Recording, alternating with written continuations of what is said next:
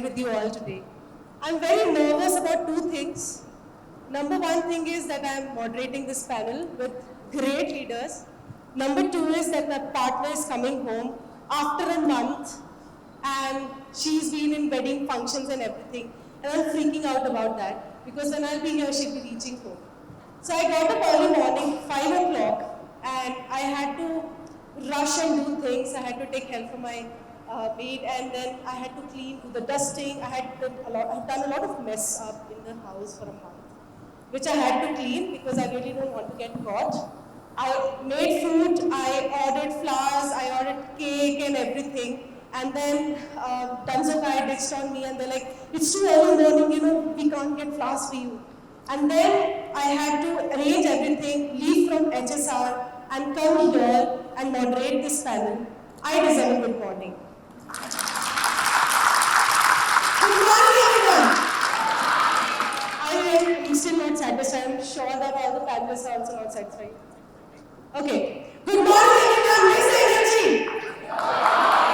Thank you so much for coming here today. And before I start, I really want to give a round of applause for Jobs from our team and all the sponsors for making this event possible and making us meet all of you wonderful minds and curating this session. So, round of applause for Jobs from our team. Equity, embrace equity, and equity is a topic very close to my heart. So I want to give a little bit of introduction about myself.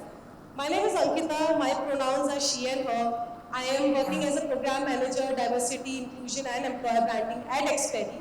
I'm also a LinkedIn creator. You might have seen some posts about the diversity and inclusion. And it's been 4 years that in the world of entertaining and comedy content, I decided to choose and go for the content which was not being made a lot. Started with creating content on inclusion, diversity, LGBTQ inclusion, people with disabilities, women returnee, women in technology. And I was so surprised that a lot of folks had the intentions to work for inclusion and diversity, but they were not having right resources or content to educate themselves. And that what motivated me. And I'm 26 years old, and I just 4 years ago started my DI journey. And I met a lot of HR talent acquisition, L&D professionals who had the intention to make things right. Though we were talking about inclusion and diversity a lot, but equity was the word which was missing all the time. I belong from LGBTQ community, and I have seen how much equity plays a role for the inclusion of women and people from the LGBT community, even people with disability.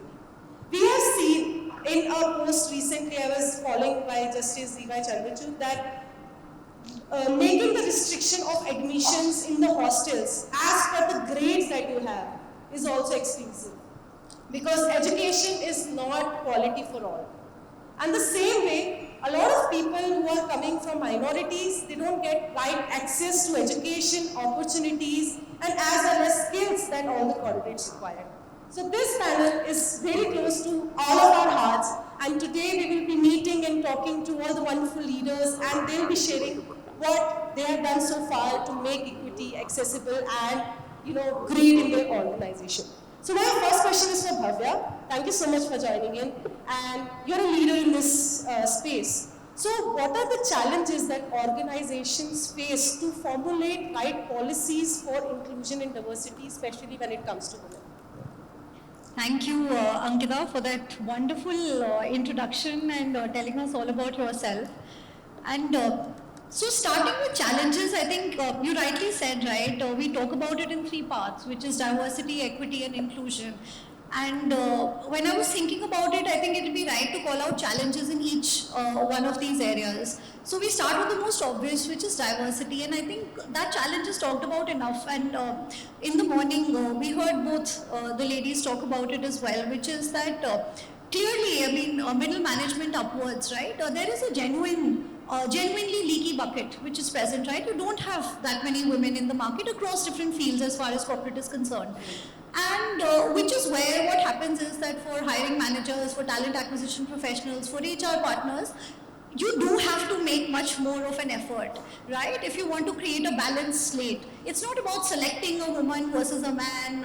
If a man is better, it's never about that. It's about creating the right slate, right? Do you have a balanced slate? Are you getting the right number of women also presented for the same role? And genuinely, as you go up, that becomes tougher and tougher. What that means is that everybody will have to put in more effort, which then also means that is there a reason for putting in more effort? Because everybody is overworked in organizations, right? So is your business case really clear? And frankly, I'm myself sick of it, because for so many years we've been saying that, is there a case, let's establish a case. So hopefully by now, across organizations, people believe that there is a case and that you should put in that additional effort if you have to get in more women. And I think, it's a very fundamental challenge, very talked about challenge, but it is the most important challenge as far as diversity is concerned, which is the first bucket itself, representation. The second one, which is equity, and I think again, some wonderful thoughts around that. I believe that as soon as you say equity, right, equity itself says that it's not going to be equal for everyone. You're not painting everybody with the same color. You're letting people be themselves, You're not treating people like how you want to be treated, but how they want to be treated, which means that there will be things which you will call out for men or for women. And as soon as we start doing that, I think that creates a reverse bias, saying that, are we doing too much? These policies that you have for women, do they really need it? But they're the same, they have the same qualifications. And I think that comes in as a challenge, which is, again, very real. And coming to inclusion, which I think is the most important one, which is obviously nested in our culture, extremely leader-led, much, much softer, in terms of saying that, what are those unconscious biases? Firstly, do we know, are we aware of our unconscious biases? And if we are, then what is it that we are doing about those? And some of these are so inherent because of the ways we grow up, in the country, how our family deals with us, and so many things are just okay, and we kind of carry those in our workplaces. And I think some of those need to be really addressed. And I think today more and more organizations are talking about it, at least, which I think is the first step, like you said, towards driving a more inclusive culture. And I think there are so many examples, where you look at small things. And I'll quote something from my previous, organization where I used to manage a sales team, very large sales team. And I think across organizations, across type of sales, if you look at manufacturing, sales, these are typically the kind of roles where you will find very few women. And I remember we put in a lot of effort, in a few regions where we said, okay, we'll definitely have women sales professionals here. And in one of my market visits, I was asking the rest of the team, how's it going, etc. So they were telling me they're great at work and all of that, but somehow, madam, bonding ho nahi pa rahi hai, we go out very often, but they never want to come out. So relationship build nahi ho pa raha hai team mein and all that, the manager was telling me. And at the time, I didn't have a kid, I was not married, so intuitively the issues were not obvious to me, right?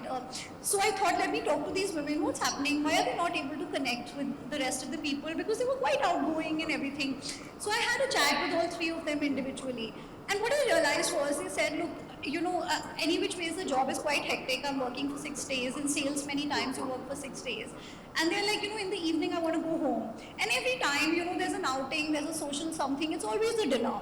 And, any day if I have to pick that versus, being with my child, I'm going to pick being with my child, because I am doing my best. And it was such a small thing, and it may seem like such a silly thing, kya hai, one day in a month you can take out. But then I went back to the manager and said that, why don't you do lunches instead, if you want genuinely people to bond, etc., don't call them for dinner, they're not willing to come. And I think there are things like these, so it's not the bigger things, you can have all the nice policies saying, okay, flexibility, this, that, but I think all the devil lies in the nuances, what are the little things where people are feeling excluded, are you going out and discussing things in smoking breaks where maybe people are not comfortable. But by the way, very interesting point which was made, which is on the blurring of gender roles. I think increasingly it's not so much men, women, even men are very uncomfortable. Again, in traditional organizations, we always thought that, there are these functions where people are alpha males or aggressive, and that's great, and abuses are great and all of that. I had a very young guy, and typically you will feel like, yeah, they should be okay with abusing, with drinking, with smoking, etc. If not yourself, then with people around you. And I remember he came to me and discussed and said that, I'm feeling so uncomfortable in this team because all the time they're using these abuses and I'm not okay with that. So it wasn't a woman, who was coming and saying that, it was a man. And there was another woman in the team and she said, actually, I don't care. As soon as they start saying all of that, I'm kind of like, I shut my ears and it doesn't bother me anymore. So I think a lot of these nuances which are cultural, things we may have grown up with thinking, are those are the ones that we need to address actively. Firstly, to identify, accept, and then address also saying that, am I making a judgment on the behalf of the other person rather than asking the other person. So, on challenges like, just to summarize what I said, 3 things, right? Diversity, you have to work harder on representation, on creating an equal slate. As far as equity is concerned, there will be policies, processes, things that you'll have to put out for different people because that is equity. It is not equality where you're going to say that, okay, everything is applicable to everyone, which, intuitively may seem fair per se. So we have to question that idea of fairness. And lastly, from an inclusion perspective, are we identifying those little small biases that creep in every day just because of the way, we've grown up or the society that we've seen around us. So those, I think, would be my summary of challenges. Thank you so much, Bhavya. Very nicely said, and I completely agree to a lot of points. I wanted to add a little bit over here. I have been in a consulting role before this, and when I used to go and talk to organization about women returnee program, there were times that they used to say that I want talent is talent, talent before gender, and I will not compromise when it comes to talent, especially when they were talking about women returnee program. It's not about compromising, it's about taking additional step as an organization and making this person learn new skills which they have missed during the break. Right? And the break was caused by social pressure as other speakers have spoken about. One more important point is equity will not be successful until and unless people are understanding their privileges. So that privilege check for every person is really important. Sometimes you just have to hear stories out. You have to listen to real lived experiences to understand what you have got and what this person is missing.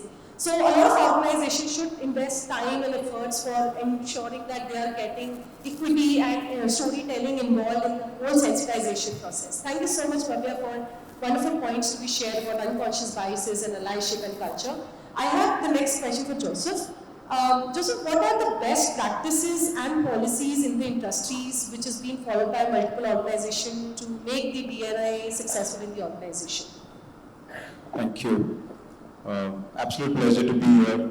Today being a Friday and the flexibility we all enjoy. I'm sure you all would have decided to be anywhere else, but you chose to be here. So this just signifies how important this subject is to all of us.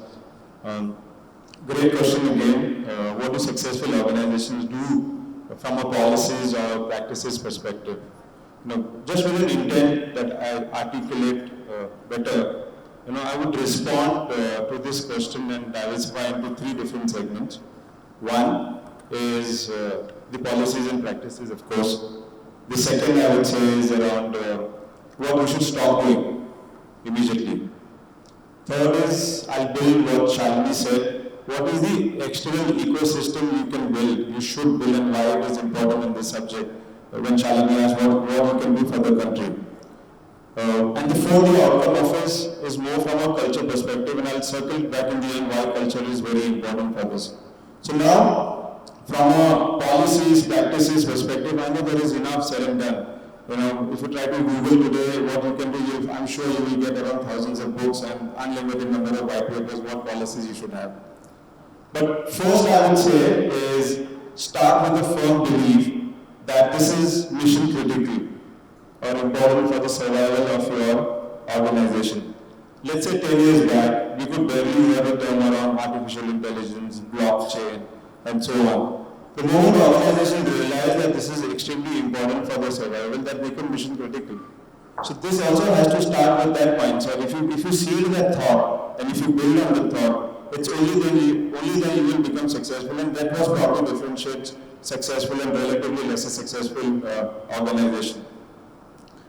Once you do that, as a second practice you should have is don't find shortcuts. Mehra said, like, the entry level you have 30% population who are women, and then it reduces. So the 30% is a shortcut. It's very easy to do that. So avoid just to showing a number that we have got now 40%, and of this 40%, everything is, most of them are junior. So don't try to give shortcuts. So I'll give some example of some of the things that Mastercard does. One, no compromise when it comes to gender pay equity. So at Mastercard, we boldly say, we've been telling this for almost a decade now. At every grade or every same level, a woman earns same what a man earns in the organization. So that has to be incorporated. Second, when I say shortcuts, be bold with the hard steps. For example, we have a very creative developer program we call it Relaunch Your Career. Now, there are a lot of organizations who do that, and we really appreciate that. But we put very hard criteria for that. We say the minimum gap has to be minimum 2 years. That's a big gap, right? To build. Sometimes we hire women with 7 to 8 years of gap also. Second, we say the bare minimum level should be a director, and the role should have an authority.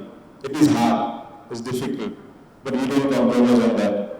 Second, when it comes to talent attraction, we don't close any position until and unless we have interviewed a woman.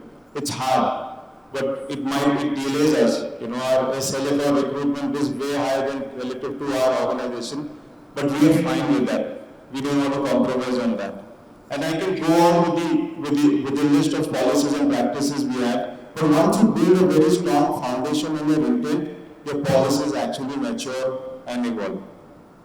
Second aspect, what you should stop doing is stop tokenizing. Right? Here you have 5 leaders, 3 leaders who are women and all. That defeats the purpose. The moment you tokenize, you don't enjoy diversity, rather you tolerate. None of the organizations, I'm sure about it, would have a different bar when they hire people from different diversity. So why do you have to tokenize it? So please stop that. Second, this agenda is not an HR problem, right?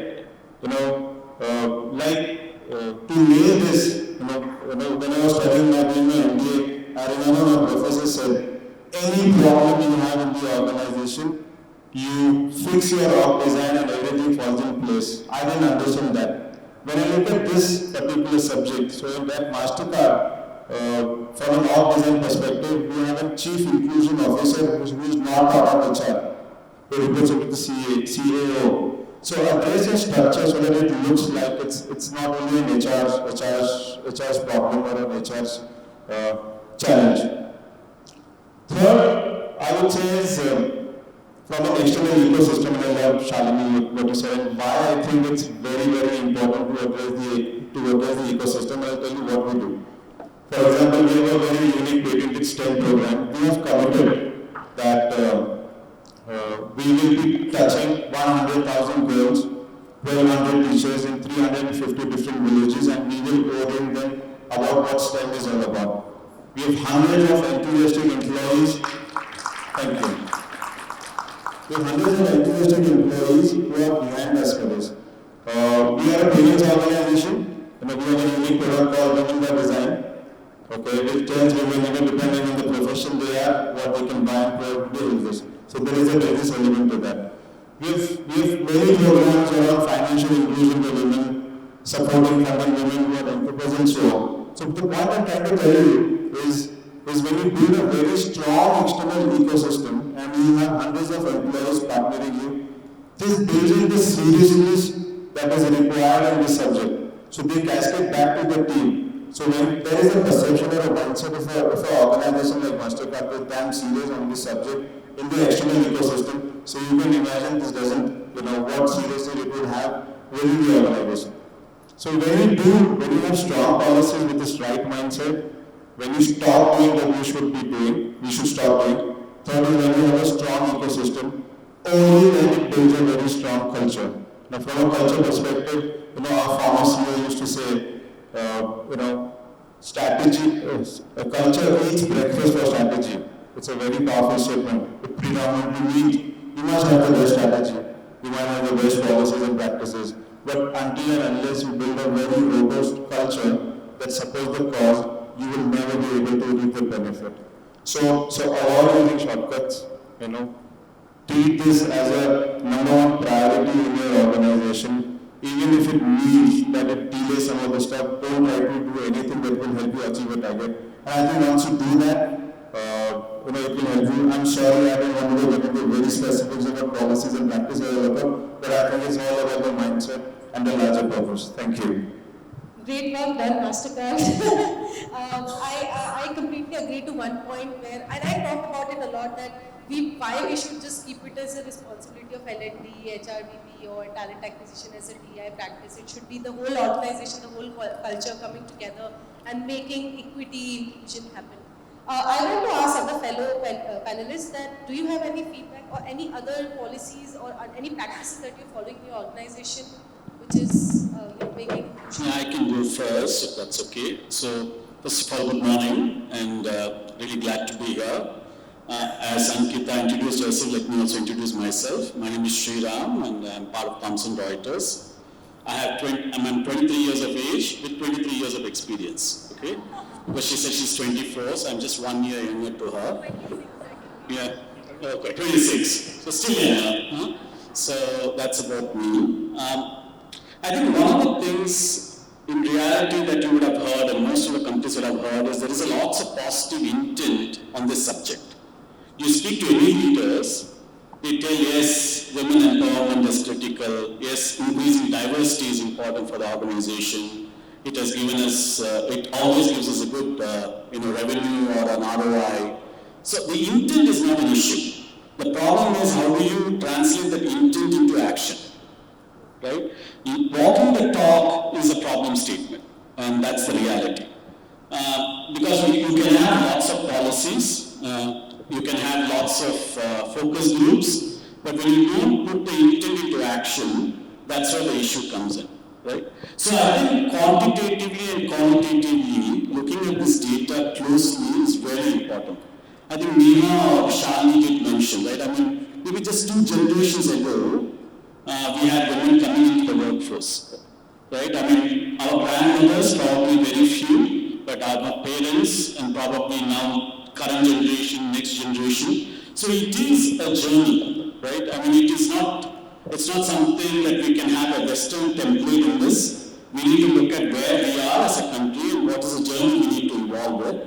And for that, we need to put into action. So it is women who has to support women, men who has to support women, and women has to support men. So it is an inclusive agenda that we need to build in. If you just build in an agenda saying, women, you need to get X percentage into the organization, then everybody will agree, but the action will not come into reality. But if you make it more inclusive, I feel it will become a reality. Thanks a lot, Shreeram, for the points. Anyone else would like to add? Yeah. Ankita, I'll talk about 2 things, from a Lenovo context. Right, the first one again goes out to culture and inclusion, right? So we do these series of workshops with somebody very famous in our field called Dr. Nehru, which just talks about inclusive intelligence. So it's not saying man, woman, this, that, and it's nested in brain science, saying that how do men behave, how do women behave. And so many times, like every single time we've done the workshop, people have come back and said, forget work, it is so useful even for my personal life. Because, as individuals, again, forget men, women, how are we wired, how do we behave, what to do. And the same thing, obviously, we carry ourselves at work. So I think that works very well for us. The other thing I think in the morning, Mehra also touched upon it, which is storytelling. It's very important in organizations where you have to get some of your more senior or successful women to talk about their journeys, to openly talk about their vulnerabilities, to openly talk about what are some of the challenges that they faced, or the points in time in their career where they really struggle balancing, or all the typical things that you feel like somebody goes through various phases. And I think what we do is that we've identified some specific areas, right, which are very important for women to grow. As an example, say ambition, resilience, some of these things. And then you get women to talk about those and build podcasts around that. And I think, again, it works so well because here are successful women, and sometimes they are senior, sometimes they may not even be senior from a hierarchy perspective, but people who have gone through the same things as you and kind of talking about the softer parts, in terms of how to navigate or what did I go through, and I think that really helps as well. Thank you so much, Bhavya. So, I'm sure that in this room, there are everyone who's an ally of something, right? Allyship plays a really important role, and Mehra and everyone have already shared a lot of points of allyship, mentorship. But how men plays a very important role as an ally. So my next question is for Rag. Rag, how a man can be an ally and show their support towards creating inclusion and diversity in the organization, not just organization, in personal level as well? Sure, great question. And I'm glad you said at the personal level itself, because that's where it all starts. I think for men to be more inclusive or to be the champions, to borrow a term that Mehra used earlier, it's important to start from home. Right? And I'm reminded of an episode yesterday. I have two daughters, 17 and 9. My younger one had some issue in her school.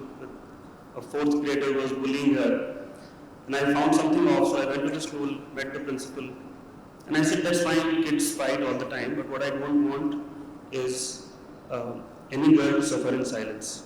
And when I said that, the principal had tears in her eyes. So there's still a lot that is unresolved in our families, in our culture, in our parenting. And once you come face to face with that, you become more aware of your biases. These are the biases we are carrying at work. So it's extremely important to be self-aware, to understand what's the conditioning, what are the parental messages that we are carrying at workplace. And before we ask ourselves, what do men need to do at workplace, we should ask, what do women expect of men? And are we living up to those expectations? We spoke about culture a lot, and culture is dynamic. You want to protect something and you want to also be progressive. It gets affected all the time with the churn, attrition, all of that.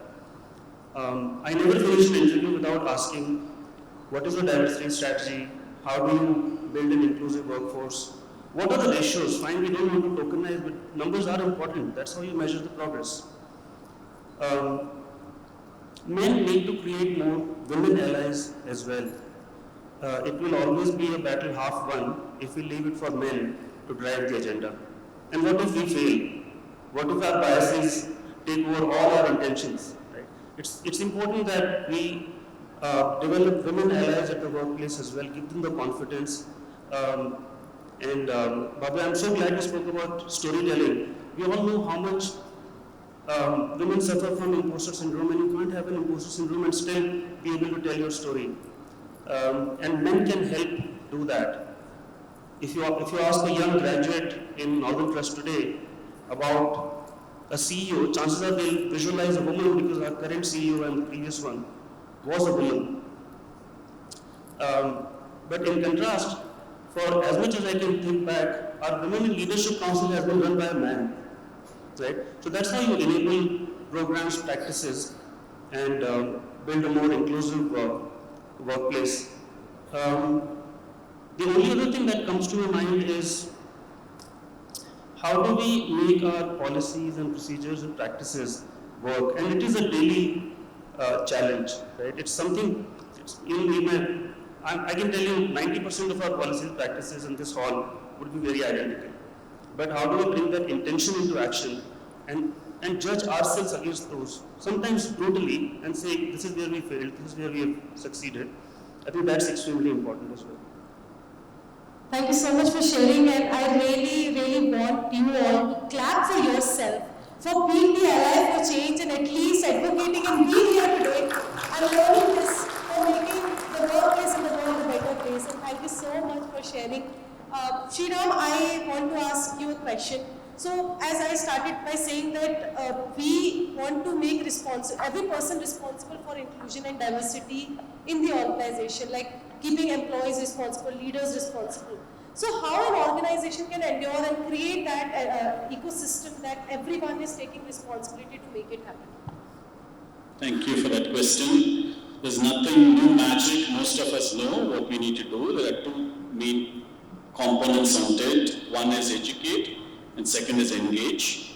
When I say educate, you need to have clear, transparent communication in what is that you want to achieve as an organization in this space. And people across levels need to understand that clearly. That's the first step that we need to do.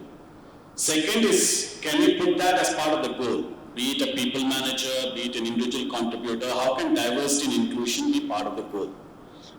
Specifically, if you've seen, when anything is there on a goal, people do tend to go for it. But if there is something that is just a conversation, they will agree, they will understand, they'll acknowledge, but not necessarily action comes out of it. So you put it as a part of a goal, that's the second part. Third is that you need to engage your set of individuals, right? So, one of the interesting factors that we did is that when we started engaging, we said, should we do specific women development programs for certain levels, etc. And women used to come back and say, no, we don't want to have a women development program for this particular level. It should be a normal leadership development program where it is inclusive for everybody. But for certain level of people, they said, we need a specific program, right? So you need to understand, you don't want to come around and create an inventory of programs before even talking to people what they want. So that's important. So we use your focus group discussions, understand what both women and men want, and then create your programs accordingly to drive it. Breaking bias, I think lots of people spoke about bias. That's a very, very key component for that to be successful. There's a concept I hope most of you know, it's called seeds. There are 5 types of biases that we have. One is called similarity bias. So we tend to go with people who are very similar in their approach. Second is experience bias. Similar experience gets carried away, and then we tend to see, okay, who do we need to work with? Third is experience bias. We always go to an individual. If there is an urgent matter, we know who to reach out to and only work with that individual. And the fourth is distance bias, and the fifth is safety bias. So this breaking bias concept has to be clearly educated to the group of people. If you can remove that unconscious bias, and there are people who have conscious bias, then that is first is the acknowledgement. You can't kind of eradicate. If people are able to acknowledge this, then it will be easy for them to understand that these are the areas we need to work with, and these are my development areas as an individual to make sure that I am clearly a diversity champion in this effort.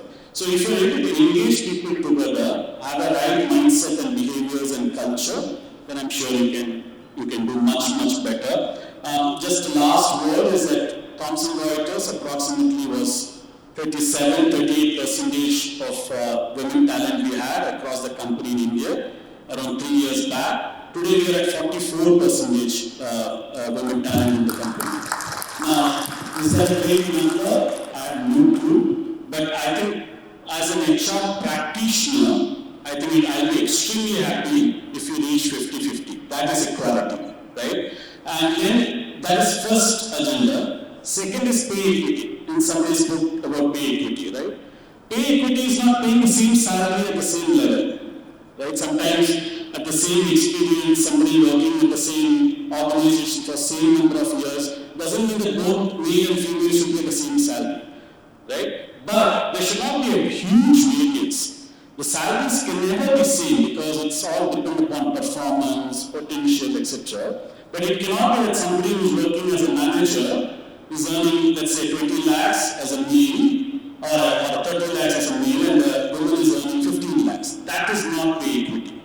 There has to be some variance, but not necessarily a huge variance. So if you can kind of look into that bit also as an action, then I think people will start believing in this. They will see that there is an action coming into the play. And educate most of them. Lots of women don't apply for roles, unfortunately.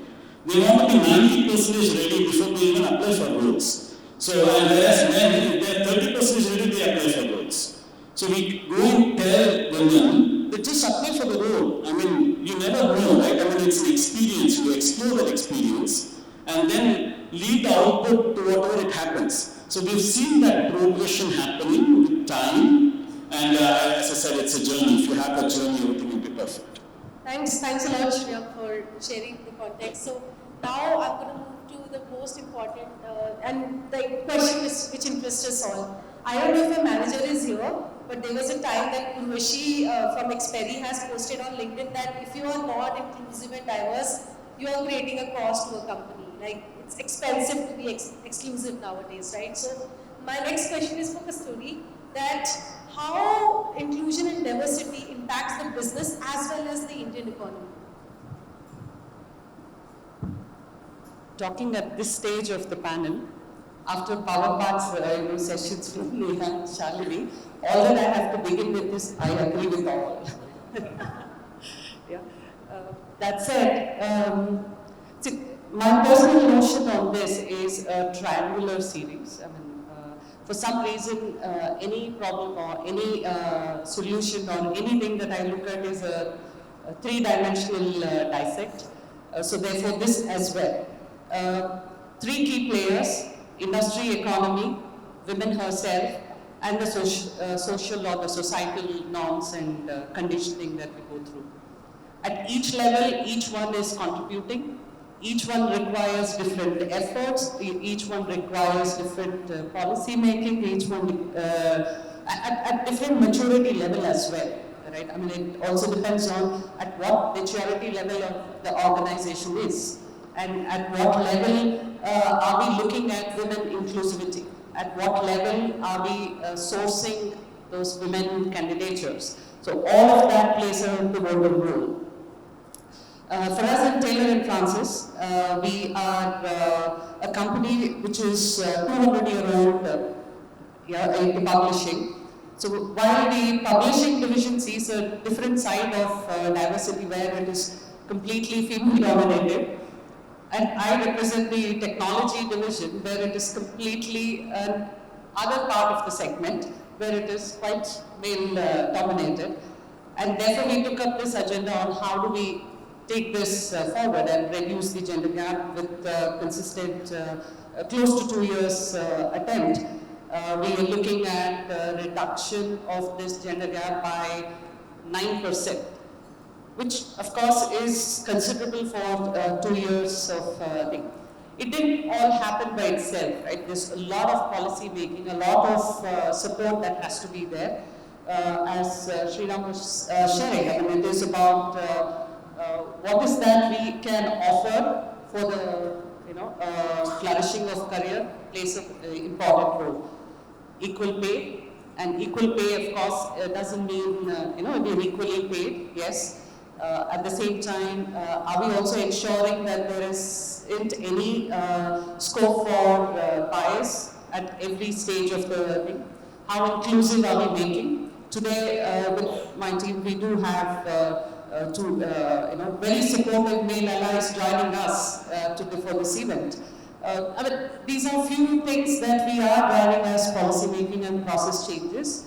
Is that sufficient? Definitely not.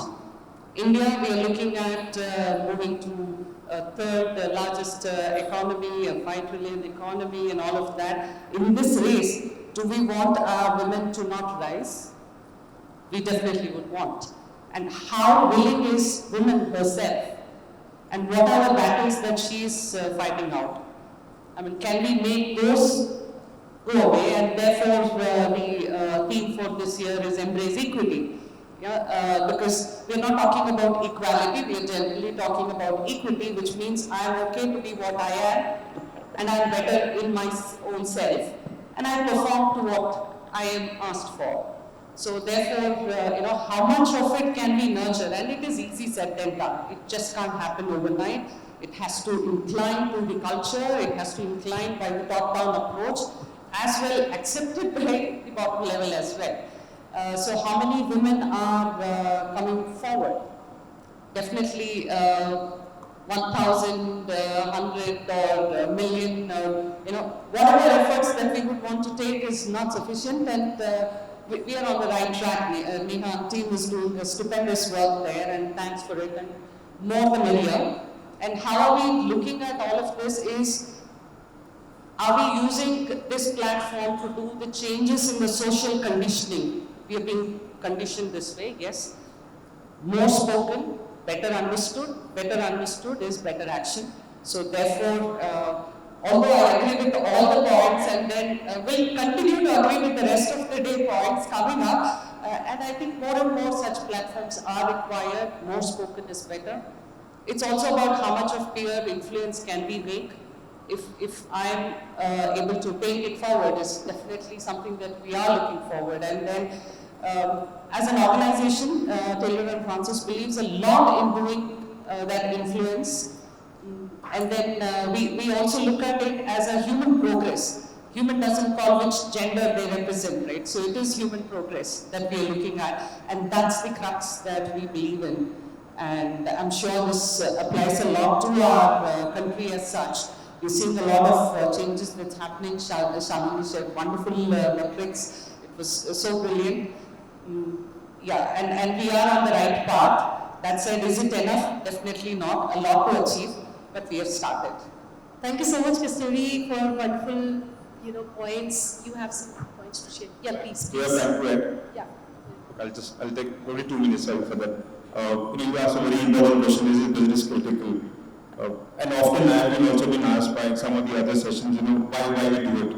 I think there is a significant lack of understanding whether is it a nice thing to have or is it absolute business critical. I'll share some numbers over there and go very quickly, I know just for 2 minutes. Where did DivHErsity all started, right? Where there were organizations who came forward, they said, higher gender diversity resulted into higher profits. That's when organization went behind it. Absolute business cost. Second, where did inclusion come forward? A good example should be at banks that, when they looked at, in many cases where this money laundering as an example happened, and I went to a couple of programs when I learned that. So most of that they realized that, someone very junior understood that this is something very flawed, but then went ahead and was the concern. This is just one example, and I could go on. This is where the inclusion comes. We had a good diversity, but diversity is just a choice. But what you do with DivHErsity, taking the right decisions that you take, that is what is inclusion. And the beautiful example that I'll give is, let's talk about LGBTQ community. As per the independent surveys, Supreme Court says we have 8% of the people part of LGBTQ community. Independent survey says 60, so let's hypothetically assume 12%. But stay with me with these 12% numbers. Let's look at the Fortune 500 companies. I'm sure all of them would have read that. Roughly 20-30% of them have gone absolutely out of business, and of those who went out of business, they went out of business in the last 20 years, that's in the digital age. There's only one reason they went out of business, is because they were not innovation. Where does a person innovate? When the person feels that he, she, whoever it is, has been acceptable and able to bring it to yourself. If you create an environment that you are not being accepted for who you are, do you think the person will ever go and innovate and think out of the box and do something? No. So if you see every possible aspect, whether it is profitable, efficiency, innovation, everything, there is a significant business cost. And trust me, if anyone has that mindset, especially leaders with that mindset, whether it is a nice thing to have or it is business critical, we should be ready for an unpleasant surprise. Thank you. Thank you so much, Joseph, for all those points. So the last question of the day, I would like to ask Vasanthi that collaboration is a very stronger tool, and we all do Jugaad method in our organization. I know that. I know all of you do. So how organization can collaborate with civil services, government, colleges to create a very supportive women ecosystem in the organization? Firstly, can you hear me? Yeah, good morning all. It's nice to be the last person to answer this question. I've been listening to a very healthy answers and questions that have been there in this panel. Thank you firstly for this question, Ankita. The reason is that this question makes you think like out of the box. It's got a lot more profound thought process to this, because we as organizations are very much inward thinking, in the sense is we look for diversity numbers, how many people we can hire, can we create a psychologically safe space, right? How do we go about bringing this culture change within our organization? But what you speak about is doing it at a very grassroots level, right? Organizations like the government, NGOs, all of them work much more at a grassroots level. They work more in a very different dimension of social, economic, and psychological way of actually doing this across different diaspora, right? Equity here has got a more granular meaning. It's just not gender. Equity over here is just saying that people coming from different backgrounds, coming from different areas where there are facilities, not facilities, how do you enable all of these people, and what can we as organizations actually contribute in this particular case, right? So from a government perspective, at least Government of India has come up with a lot of initiative for women. And there is a huge opportunity for every organization present here to be a part of this, to be a part of these campaigns, especially if you have a good online presence as an organization. You could become an agent of change by being a part of these campaigns, right? That's like a great opportunity that you have. You could research, understand what are those programs that you really relate to as an organization and become a part of it. Secondly, when you think about education, right, educational institutions, these work at a very primary, secondary level in different parts of the country. And we have always taken an approach, like we go approach for skills that we need. So when we start hiring, when we look at it as an organization, we say, I need somebody trained in skill X or skill Y.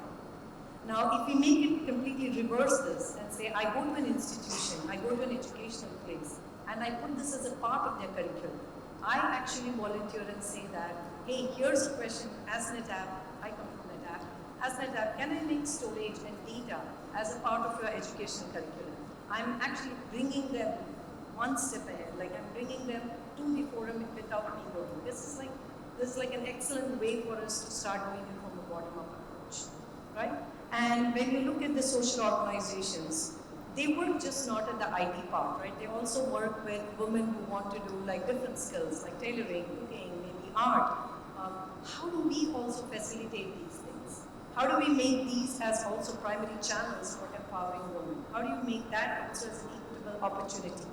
I just had the privilege of being yesterday as a part of one of the campaigns launched by NetApp. We were with this, that's a mic drop, thank you. We were with Samarthan, and we were a part of the journey of 47 women who have taken tailoring, upskilling, and are now starting their own independent businesses, right? So as organizations, there are so many CSR opportunities where we can go participate with these social organizations, NGOs, and be a part of the journey. And we make it much more broader in what we are doing today. Finally, I think entrepreneurship, right? The place where we lack, and I think some of the numbers that we spoke about is, why don't we see women in the top part of it? Why do we see numbers like, hey, I have so much in the workforce, but do I see one or two people coming out and actually creating a business, creating an impact? How do we encourage women or encourage any gender as such, right, to have a more diverse representation in entrepreneurship, in leading that particular change? I think that's a big opportunity. And again, from the company where I come, the organization where we come, we have a program called AccelHERate, where we specifically cater to women entrepreneurs and mentor them for a period of 6 to 7 months, give them the training on business and know-how about how to go about in coming up with a business plan, in giving them some financial aid, giving them the technology and the fund. So I think we are here today. We have a lot of opportunities to collaborate with some of these. And I think I call this as collective activism. And unless or until we group together, and maybe that's a fact that we were talking about, to create a bigger impact. Thank you so much, Vasanthi. Really nicely said. Yeah. No, just one point from Reuters, being Reuters, yesterday I was watching the news channel, the person who says the nation wants to know. Did you know that yesterday the election results came? This is the first time in India that we got elected 2 women in Nagaland. First time in India. So, there were no women representatives at all in Nagaland. And this was great that there were 2 women who got elected from Nagaland. That's one. And second, before we close it, next week is International Women's Day. So wishing all the women all the best, and all the male allies who have always supported women, continue to support women and continue to support each other. And thank you for doing so, just on that note. Thank you so much. So we have come to the end of the panel discussion, but I wanted to share a story to make our topic really fresh in our brains. There was a time that I was giving a corporate session, and after the corporate session, there was one trans woman who came to me and said hi. Till that point, I was not that of a trans than what I am today. She told me that at the age of 18, her family told her to leave the house. She had to sleep on road, she had to beg. And once she started begging, she finally collected some money to finish her education. She told me that there were times that she had to compromise for the food as well. Where I was studying in college, I was getting graduated, I was getting a good job, I was getting skills, money and everything. But what my friend had to go through was very, very bad. And then after giving up so much when she went for her first interview, there were two questions which were asked. Why are you dressing up like that? The second question was, your skills are not fine. And that's where equity comes in place. And I'm so proud and honored to tell that person is working in one of these organizations only. And this person started her transition journey last year itself. That is where equity plays a role, where she got rejected in 10 companies, but there was one company in one of these companies who had trained that person extra, and now they're pursuing a full-time job. So congratulations to all the organizations who have been practicing this. Wishing you all good luck.